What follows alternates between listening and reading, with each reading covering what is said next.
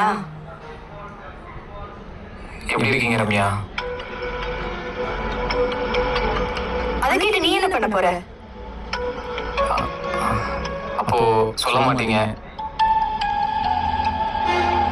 நான் இல்லாம ரொம்ப மிஸ் பண்ணிருக்கீங்க போல. எனக்கு வேற வேலை இல்ல பாரு.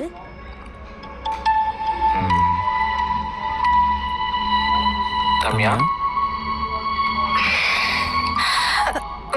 என்ன மிஸ் பண்ணாம தான் எனக்கு கால் பண்ணீங்களா? அது நான் அம்மாகிட்ட அப்பவே சொன்னேன், என் போன்ல இருந்து கால் பண்ணாதடின்னு. அவ கேட்டா தானே. இப்ப பாரு, நீ தேவையில்லாம என்ன சந்தேகப்படுற.